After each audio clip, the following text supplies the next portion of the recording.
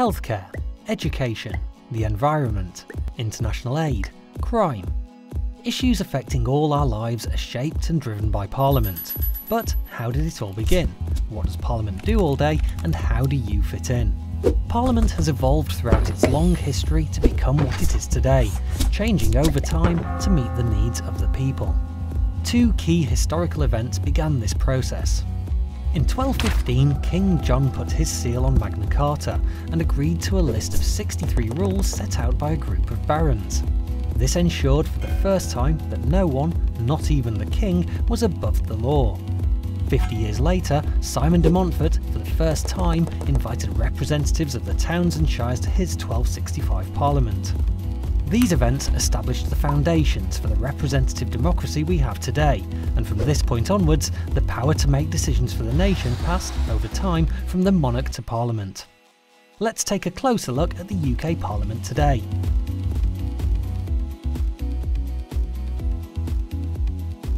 You've probably heard of the government. The government's job is to run the country. Parliament's job is to check and challenge what the government does. Let's take a closer look at what happens in Parliament today. Parliament is made up of three parts: the House of Commons, the House of Lords, and the King or Queen, known as the monarch.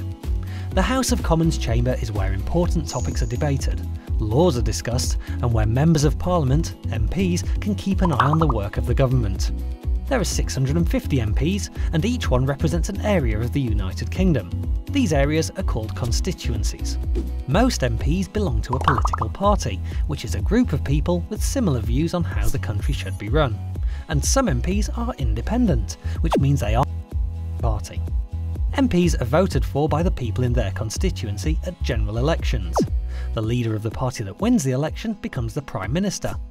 The Prime Minister and their party run the country, and are called the government. The Prime Minister chooses 20 senior ministers to help manage the work of the government, and this group of people are known as the Cabinet.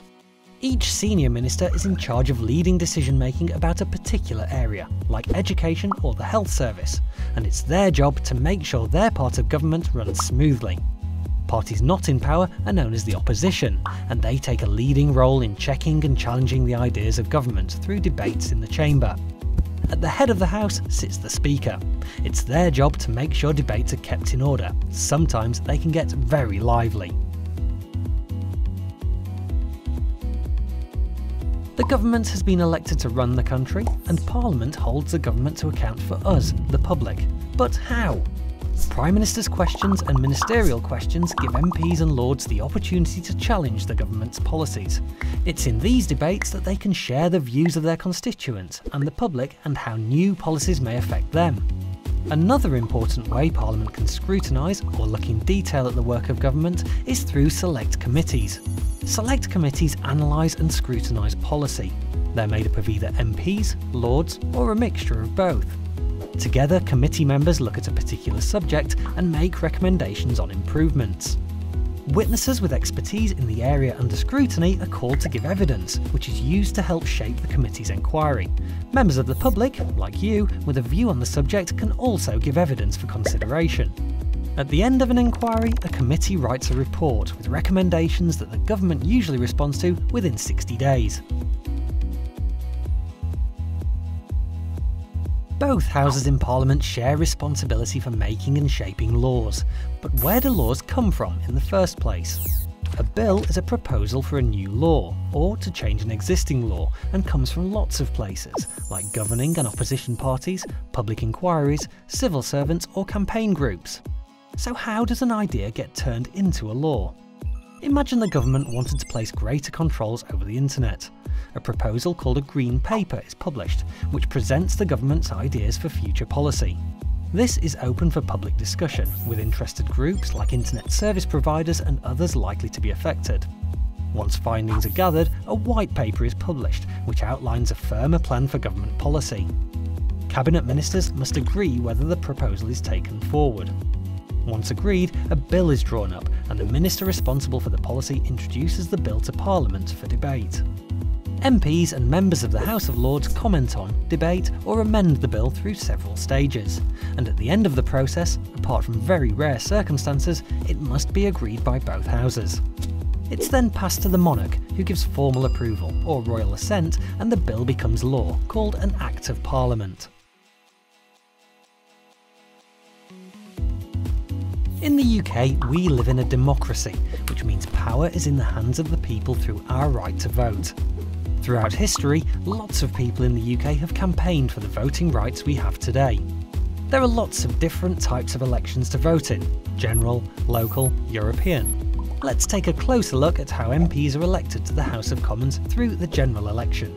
General elections take place in the UK usually once every 5 years, and every seat is up for grabs. On polling day, voters make a choice from a list of candidates.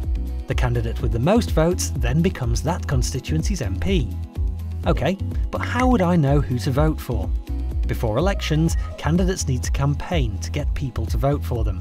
Campaigning can involve handing out political leaflets, speaking in public debates, talking to people during door-to-door visits, and party political broadcasts. Parties standing for election publish a declaration of their policies during the campaign, called a manifesto.